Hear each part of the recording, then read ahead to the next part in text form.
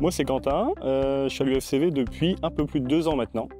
Et du coup, je suis sur le service national universel depuis mars 2023. Moi, c'est Geoffrey Hanotel, j'ai 34 ans et je collabore avec l'UFCV pour encadrer des séjours de cohésion dans le cadre du SNU, donc du service national universel.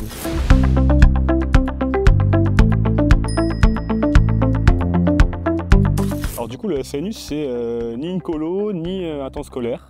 C'est ni un service militaire, c'est vraiment une triangulaire entre ces 3 choses-là. Et l'idée, c'est d'avoir un dispositif d'engagement pour les jeunes. Du coup, nous, à l'UFCV, on est sur la partie gestion globale. C'est-à-dire qu'on répond à un appel d'offres en marché public. Et l'État nous délègue en fait la gestion à la fois de l'hébergement, de la partie pédagogique et du recrutement des équipes d'encadrement. Sur un ensemble d'ateliers du cahier des charges, l'éducation populaire a forcément sa place, notamment dans la mise en place d'ateliers liés à l'engagement, liés aux valeurs de la République, dans tout ce qui va être la gestion de la vie quotidienne. Et finalement, en fait, le SNU reste un séjour, et le séjour, c'est le cœur de métier de l'éducation populaire. On s'aperçoit qu'à travers le SNU, on a toute une pluralité d'acteurs d'origine socio-pro complètement différentes qui arrivent à s'imbriquer.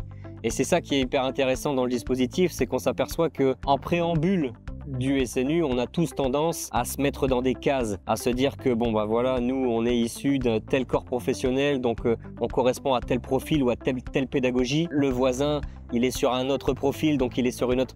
Et en réalité, quand on a l'ouverture de se mettre en collaboration, et c'est ce qui se passe à chaque fois dans le SNU, c'est parce qu'on a des origines socio-professionnelles qui se rencontrent, qui s'ouvrent et qui arrivent à se mutualiser et à devenir complémentaires en travaillant au service des jeunes et du séjour qu'on leur propose.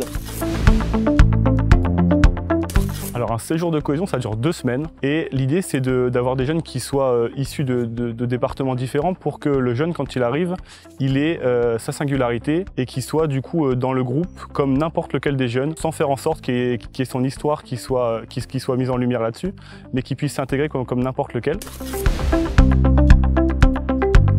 Alors il y a plusieurs temps forts, il y a la JSI. La JSI, c'est la journée de sécurité intérieure, où en fait les corps en uniforme travaillent ensemble autour de ce qui est gestes qui sauvent, recherche de personnes disparues. Il y a la journée défense mémoire, où les jeunes du coup vont vivre leur journée défense citoyenneté sur le séjour. Ensuite, il y aura tous ces temps en fait finalement off de vie quotidienne, qui sont des réels moments où les jeunes peuvent faire des liens entre eux et créer du coup de l'expérience sur la vie en collectivité. Sur un séjour, souvent on a une journée sport et cohésion, donc on réunit l'ensemble des jeunes, parfois on réunit plusieurs séjours ensemble et on propose des sports qui sont parfois innovants, parfois de l'handisport. On a un module qui est dispensé par la Banque de France sur l'autonomie financière, qui paraît un peu barbant quand on évoque le nom comme ça, mais qui est mis en forme sous forme d'escape game, où le but c'est de s'en sortir en fait dans la vie. Voilà, c'est une image qui est plutôt rigolote pour les jeunes. Tous ces temps-là sont dispensés par des personnes qui sont d'horizons tellement différents que c'est ce qui fait la richesse du séjour finalement. Et les journées se clôturent toujours par des moments de démocratie interne qu'on instaure pour les jeunes, ce qu'on appelle des conseils de maisonnée, et qui sont des moments privilégiés autour desquels les jeunes peuvent se libérer leurs paroles, exprimer leurs besoins. Alors on a des jeunes qui, comme n'importe quel jeune de 15 à 17 ans, sort de ses repères socio-familiaux, quitte la maison, quitte les copains, quitte l'environnement habituel. Donc on a toujours des jeunes qui arrivent un peu à tâtons, et c'est normal, qui arrivent dans un environnement inconnu, qui sont mis dans des groupes avec des jeunes inconnus. Et donc, charge à nous, et ça fait partie de notre projet pédagogique, d'instaurer progressivement une dynamique de groupe et une cohésion qui s'installe. Et c'est assez frappant de voir qu'il y a vraiment une évolution croissante. On a des jeunes qui arrivent à tâtons, on a des jeunes qui ont un petit peu de timidité, et c'est normal, on ne connaît pas. On a une organisation assez particulière qui parfois peut les inviter à se mettre en avant. Au départ, c'est un peu timide, et puis progressivement, on voit que ça prend.